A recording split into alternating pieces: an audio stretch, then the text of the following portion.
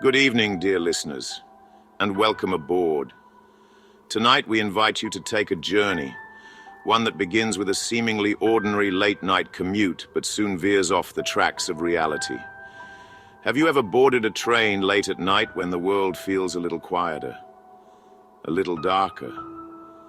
The hum of the engine, the flicker of overhead lights, the echo of your footsteps in an empty car. It's a strange feeling, isn't it? Like you're the only soul left awake in a sleeping world. But what if on one of those lonely nights you weren't alone at all? Tonight's story follows Carter Reynolds, a weary commuter who steps onto a train unlike any other. A train that doesn't stop. A train that has no timetable. No conductor to offer reassurance. Only a destination that's chillingly final.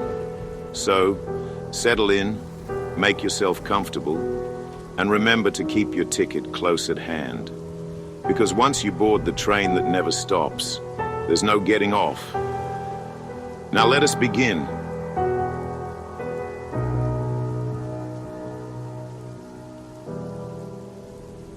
The rain lashed against the glass canopy of the station platform, a relentless downpour that mirrored the exhaustion in Carter's soul. The clock read 11:47 p.m. and the station was eerily quiet for a Friday night. The fluorescent lights buzzed faintly, casting long, flickering shadows over the polished tiles. Carter's footsteps echoed in the emptiness as he approached the platform, his wet shoes squeaking with each step. His mind buzzed with the stress of the day, a botched presentation, a tense meeting with his boss, and a missed dinner date with his girlfriend. He needed to get home, sleep, and somehow piece himself back together by morning. He checked his phone for the umpteenth time, his thumb reflexively swiping at a blank notification screen. No messages from Alicia. He sighed. The silent treatment wasn't unexpected after standing her up again, but the gnawing guilt and silence had worn him down. He tucked the phone back into his pocket just as the sound of an approaching train cut through the rainy night.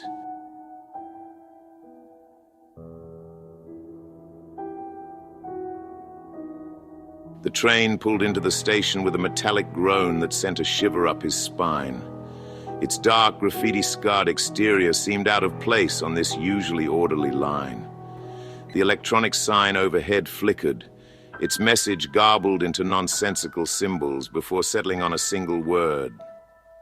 Bound. Carter squinted at it, unsure if his tired eyes were playing tricks on him. Shaking his head, he stepped closer to the edge of the platform. The train slowed to a stop, its brakes screeching louder than he thought possible. When the doors slid open with a hiss, a gust of stale, cold air hit him, carrying a faint but unmistakable odor, like old damp wood and rotting leaves. Carter hesitated, peering into the dimly lit interior. The train car was empty, not a single passenger, no murmurs of late-night conversations, no tapping fingers on phones. Just rows of worn, graffiti-laden seats under flickering yellow lights. Carter, great. He steps inside. The door shut behind him with a loud, decisive clang, making him flinch. He glances back at the platform, now a blurry mirage beyond the rain-streaked windows, before finding a seat near the middle of the car. He drops his damp messenger bag onto the adjacent seat and leans back, letting out a long, weary sigh. The train jerks to life, lurching forward with such force that Carter has to grab the armrest to steady himself. The wheels screech against the tracks as the train picks up speed, hurtling into the darkness. He pulls out his phone again, but the screen displays no signal, no bars, no Wi-Fi. He frowns, turning it over in his hand. This line usually had service, even underground. He glances around the empty car, noticing how oppressive the silence has become.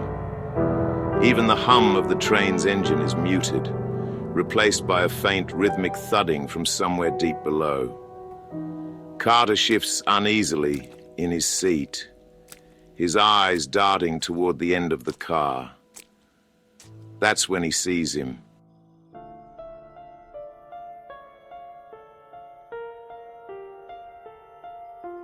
The conductor.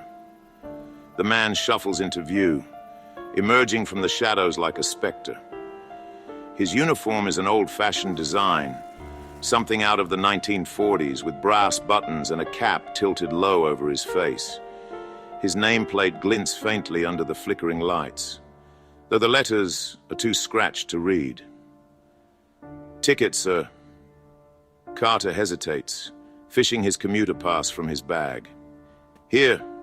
The conductor takes it without a word, his gloved fingers brushing against Carter's hand. They're ice cold. The man studies the pass for a long moment before shaking his head slowly. "This won't do." "What do you mean it's valid for this line?" The conductor leans in, his hollow eyes meeting Carter's. For a moment, Carter thinks he sees something moving in the man's pupils, something swirling like smoke or ink in water. This train only has one destination. A nervous chuckle escapes Carter's lips. And where's that? The conductor's lips curl into a joyless smile. Hell. Carter freezes, staring at the man. "Excuse me." But the conductor turns abruptly and shuffles away, disappearing through the door at the far end of the car. Carter sits in stunned silence, his heart pounding. He forces a laugh, though it sounds hollow even to him. Hell. What the hell is this guy on? He glances out the window, hoping for some semblance of normalcy. But there is nothing outside. No city lights, no passing stations. Just an endless void of blackness, as though the train is hurtling through a tunnel carved into the fabric of reality itself. "Hey." He stands up, his voice echoing through the empty car. "This isn't funny. Where are we going?" The train doesn't slow. If anything, it seems to be moving faster, the rhythmic thudding beneath his feet growing louder. Carter moves toward the door at the far end, hoping to confront the conductor or find some answers, or at least a way off this bizarre ride. As he reaches for the handle, the lights cut out completely, plunging the car into total darkness. Carter. "Hello?" A deep, resonant clang echoes through the train, so loud it reverberates in his chest. Carter freezes, his breath hitching. The sound isn't mechanical, it is something alive. Another clang, closer this time. Who's there? The darkness seems to press in on him, heavy and suffocating. He turns his phone's flashlight on, its narrow beam cutting through the void.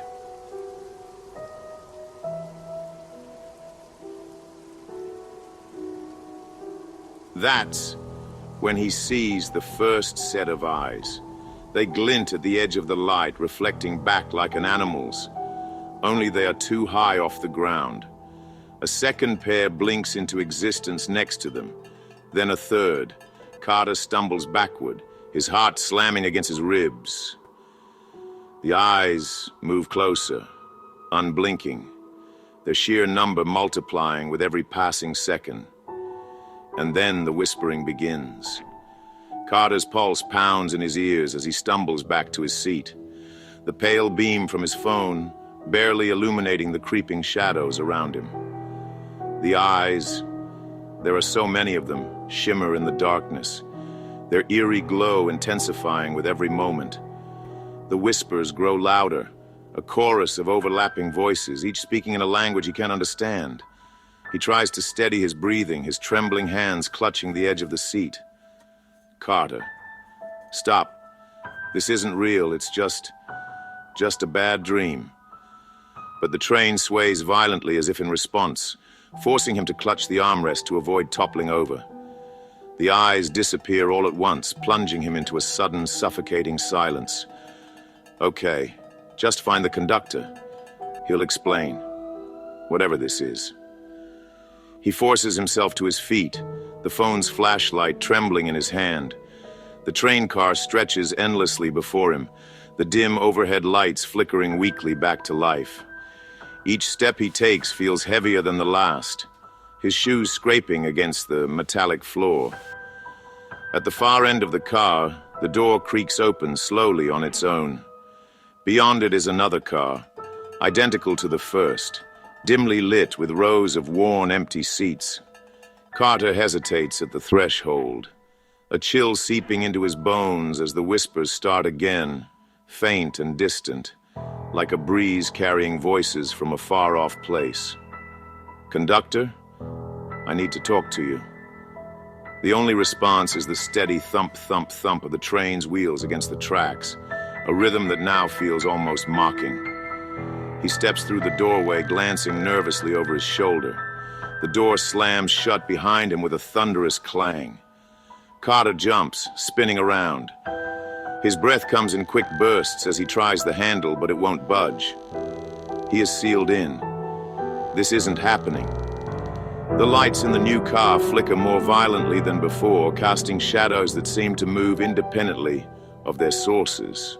Carter freezes mid-step, his eyes drawn to something on one of the seats.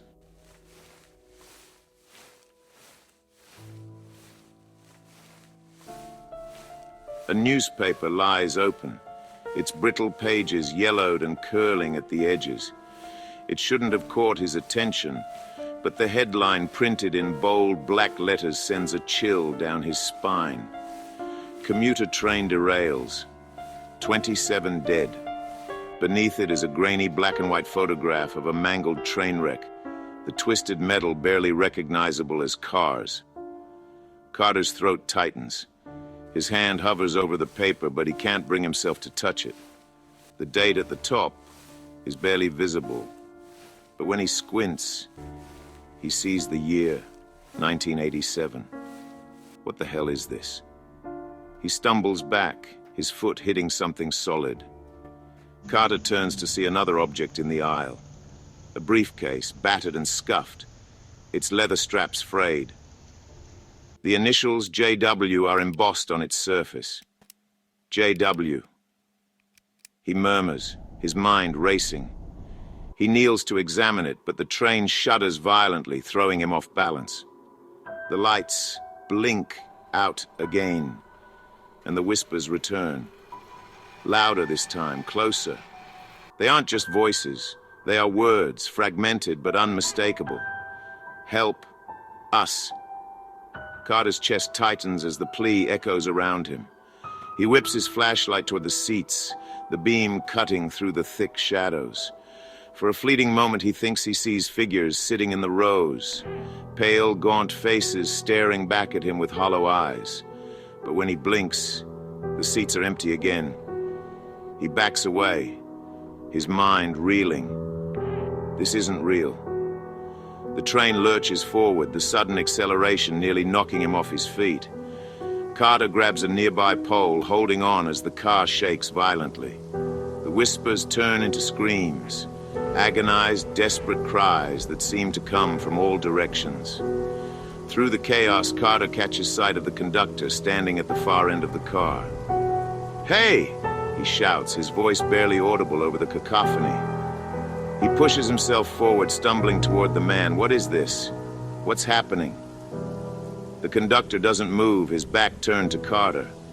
Carter reaches him, grabbing his shoulder. "Answer me." The man turns slowly, and Carter recoils. The conductor's face is no longer human. His features are distorted, his mouth stretched into an unnatural grin, his eyes sunken and black. "You don't belong here," the conductor says, his voice a guttural snarl. Carter stumbles back, tripping over his own feet. The conductor's grin widens as the train car begins to dissolve around them, the walls crumbling into darkness. Carter falls to the ground, clutching his head as the screams grow deafening. When he opens his eyes, he is lying on the floor of another train car, this one entirely different. The seats are tattered, the windows cracked, and the air reeks of decay.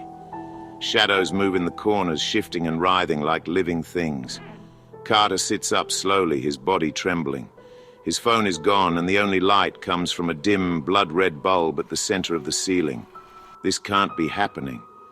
A voice breaks through the silence, sharp and commanding.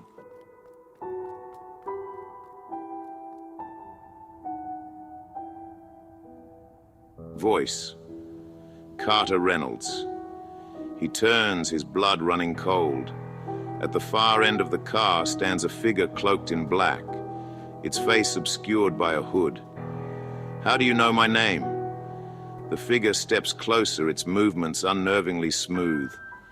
You boarded this train of your own free will. Did you think there wouldn't be a price? I just wanted to go home.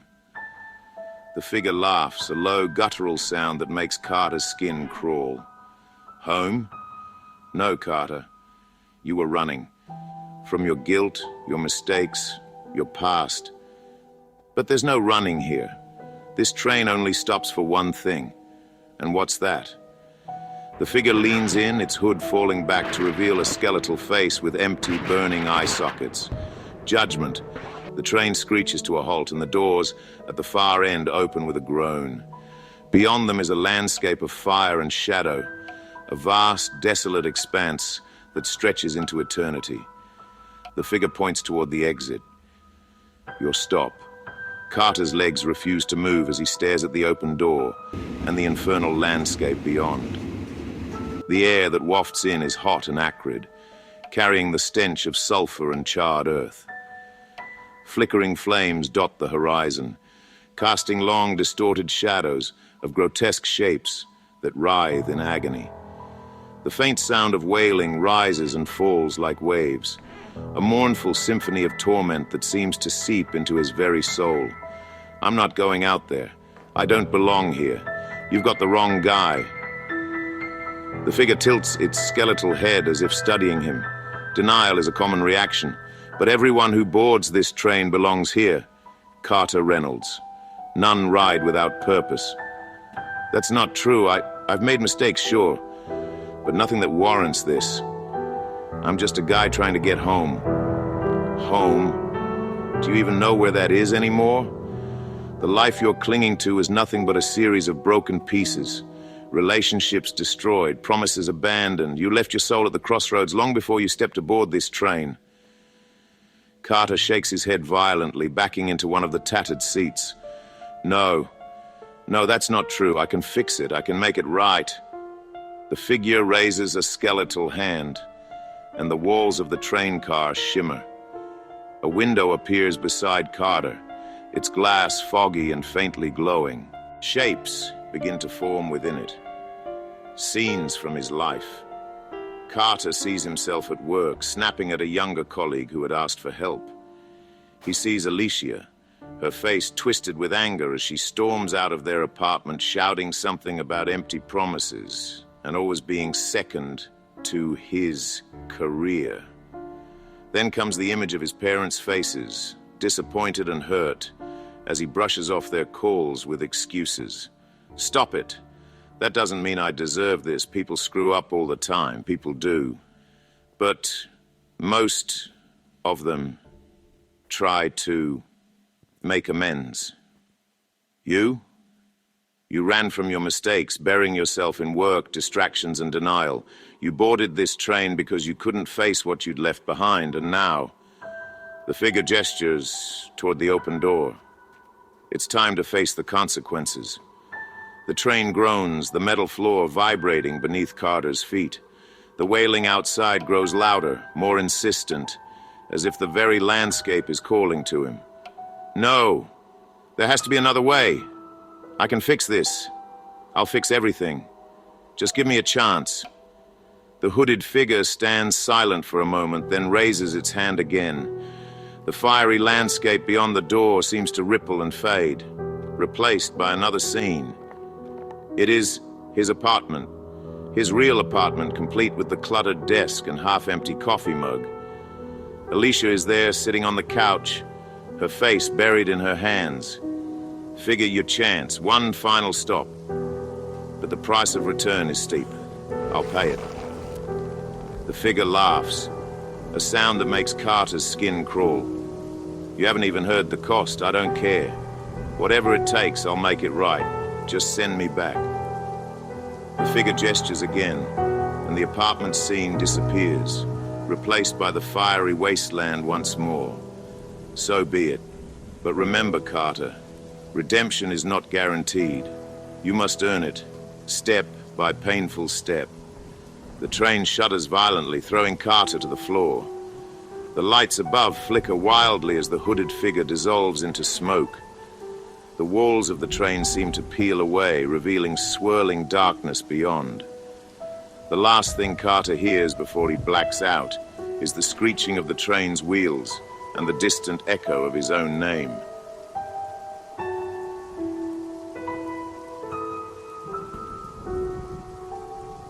When Carter awakes, he is lying on the floor of his apartment.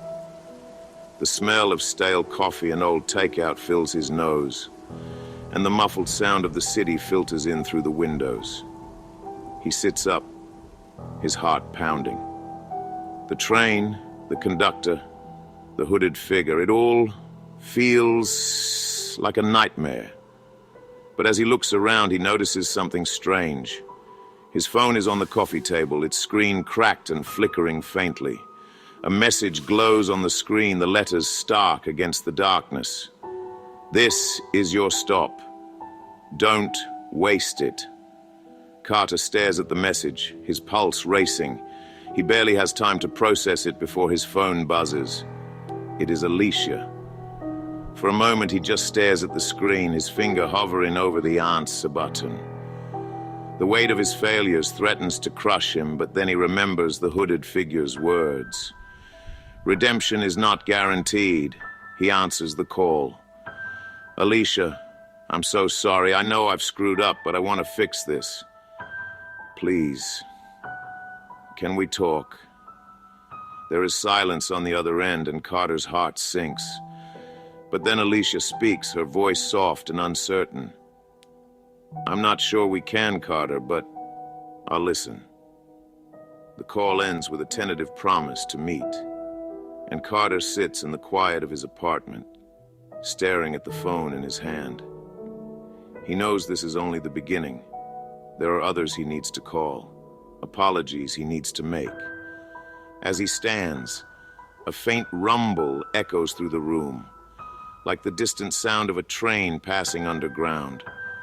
He freezes, his breath catching in his throat. Through the window, he thinks he sees a flicker of headlights streaking across the night sky, followed by the ghostly outline of a train. For a moment, Carter thinks he hears the faint whisper of a voice. We're always watching.